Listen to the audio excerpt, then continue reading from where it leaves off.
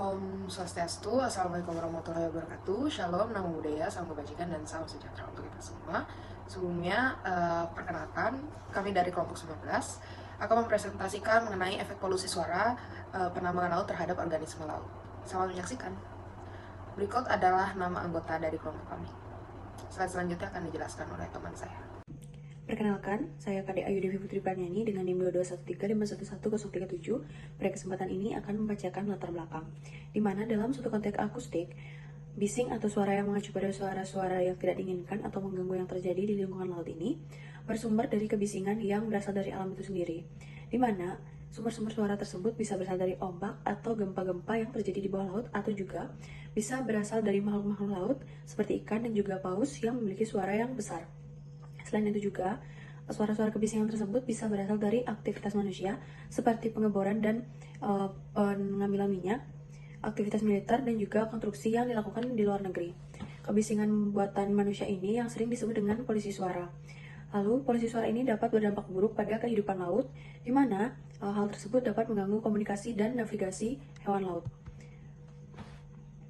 Selanjutnya, adapun tujuan dari materi ini yaitu untuk mengetahui apa itu noise atau suatu kebisingan.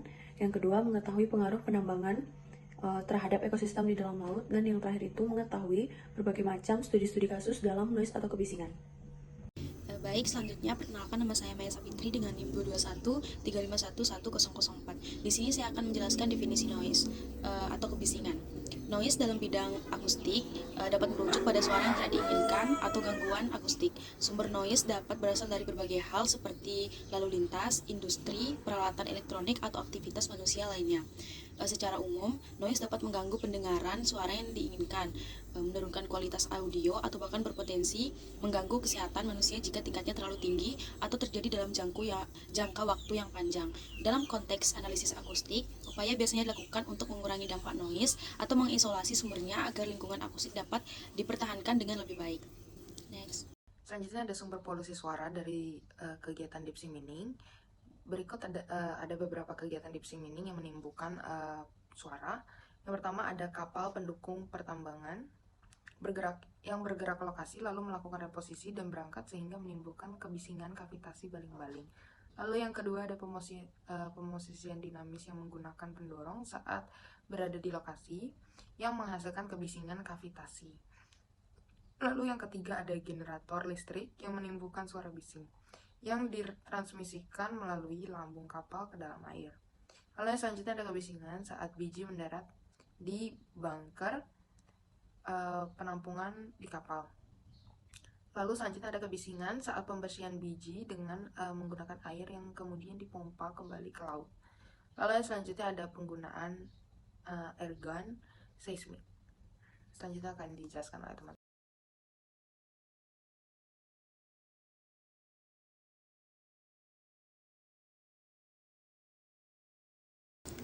Selanjutnya, adapun dampak kebisingan terhadap Bathymodelus thermophilus. Yang pertama ada perubahan interaksi spesies. Kebisingan dapat mengganggu komunikasi dan persepsi sensori antar spesies di ekosistem ventilasi hidrotermal. Contohnya, organisme lain yang bergantung kepada sinyal suara untuk navigasi, mencari mangsa, atau reproduksi dapat mengalami kesulitan dalam melakukan fungsi-fungsi ini. Dampak ini dapat mengganggu rantai makanan dan dinamika populasi dalam ekosistem tersebut. Yang kedua ada perubahan penggunaan habitat. Kebisingan dapat mempengaruhi preferensi dan pemanfaatan habitat oleh Bathymodelus thermophilus. Organisme ini mungkin akan menghindari area yang terkena kebisingan tinggi atau mengalami gangguan dalam pola migrasi atau penyebarannya di sekitar ventilasi hidrotermal. Hal ini berpotensi mempengaruhi distribusi spasial populasi dan struktur ekosistem secara keseluruhan. Dan yang terakhir ada stres dan gangguan fisiologis. Kebisingan yang kronis atau intensif dapat menyebabkan stres pada Bathymodelus thermophilus yang dapat mengganggu fungsi fisiologis seperti pertumbuhan, metabolisme, dan respon terhadap stres lainnya. Stres yang berkelanjutan ini dapat berdampak pada kesehatan individu maupun populasi secara keseluruhan. Dan selanjutnya, adapun faktor-faktor yang secara langsung berkontribusi terhadap Bathymodeulus thermophilus, sebuah kerang laut dalam yang sering ditemukan di sekitar sumber panas laut seperti kawah hidrotermal. Yang pertama ada kondisi hidrotermal. Bathymodeulus thermophilus bergantung pada sumber panas laut dalam seperti kawah hidrotermal. Ini termasuk suhu tinggi, tekanan yang bervariasi, dan keberadaan senyawa tereduksi seperti sulfida dan metana dalam fluida hidrotermal. Lalu yang kedua ada ketersediaan nutrien. Kerang ini bergantung pada bakteri simbiotik di dalam tubuh mereka yang dapat mengoksidasi senyawa anorganik dalam fluida hidrotermal. Nutrien dari proses ini mendukung kelangsungan hidup Bathymodeulus thermophilus. Lalu yang ketiga ada kualitas air laut. Perubahan kimia dan fisika air laut di sekitar sumber hidrotermal mempengaruhi ketersediaan nutrien dan kondisi lingkungan tempat Bathymodeulus thermophilus hidup. Lalu yang keempat ada keragaman mikroorganisme. Keragaman mikroorganisme di sekitar hidrotermal mempengaruhi komunitas bakteri simbiotik yang mendukung kelangsungan hidup Bathymodeulus thermophilus. Baik, di sini saya akan melanjutkan materi, di mana di sini saya akan membacakan tentang Calyptogena magnifica.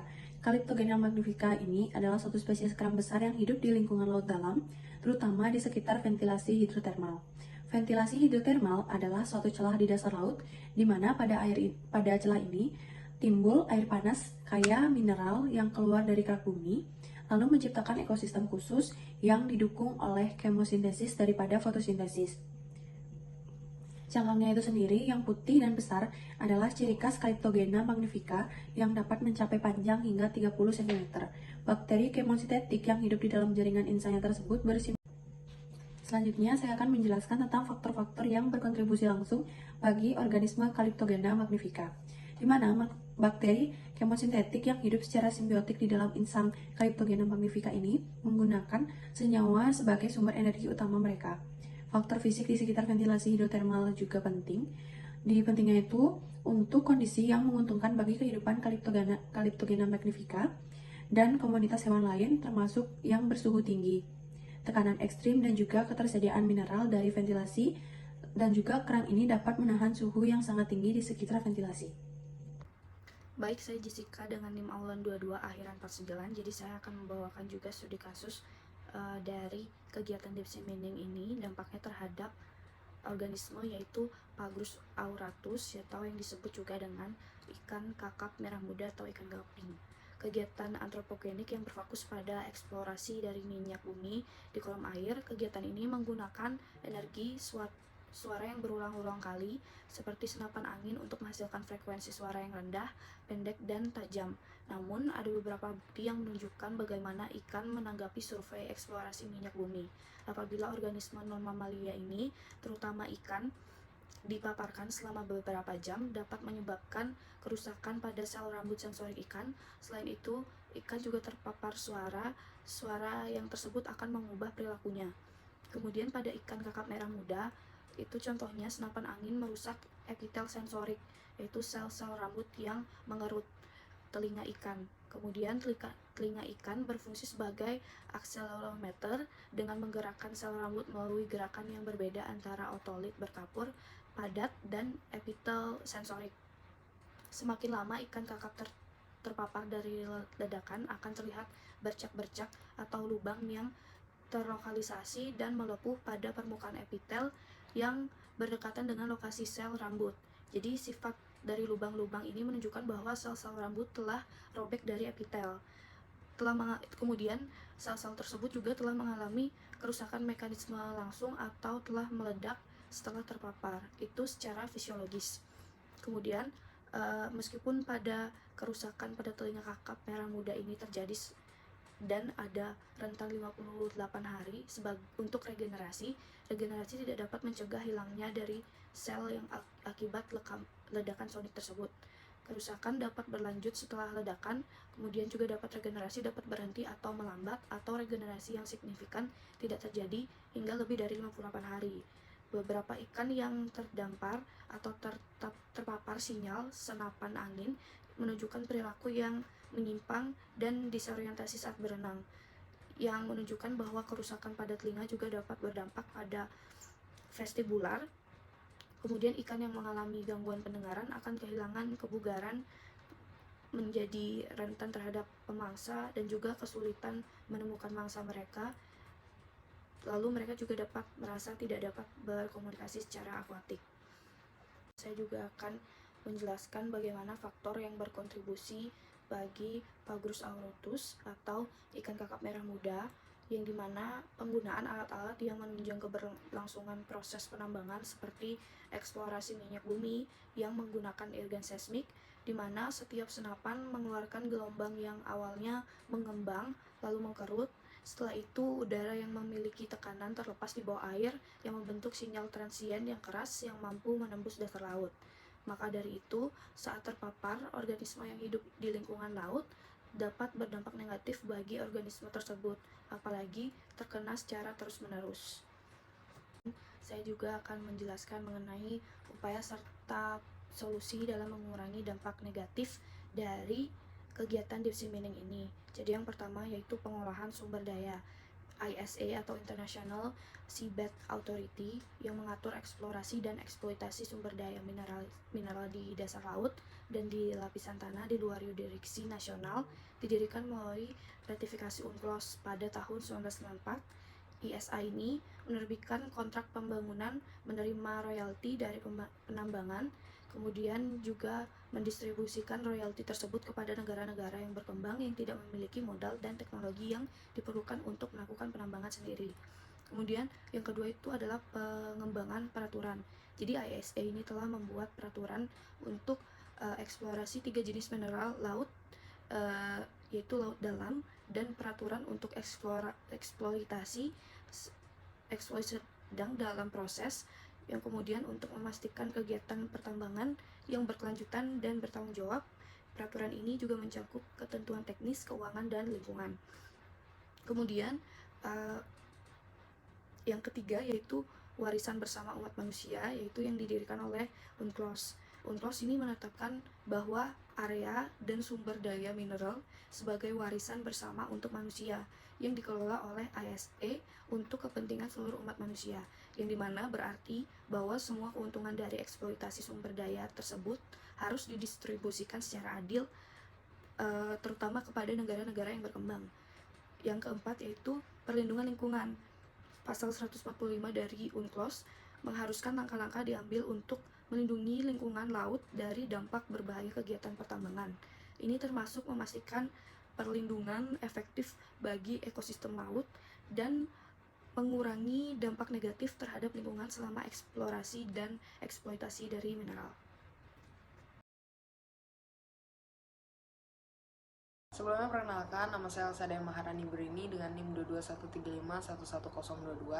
Saat ini saya akan menjelaskan mengenai kesimpulan dari presentasi kami. Berdasarkan hasil dan pembahasan dapat disimpulkan bahwa noise atau kebisingan merupakan suara yang tidak diinginkan atau gangguan akustik. Sebagian besar kebisingan antropogenik ini berasal dari permukaan, misalnya kapal, tetapi dengan penambangan laut dalam.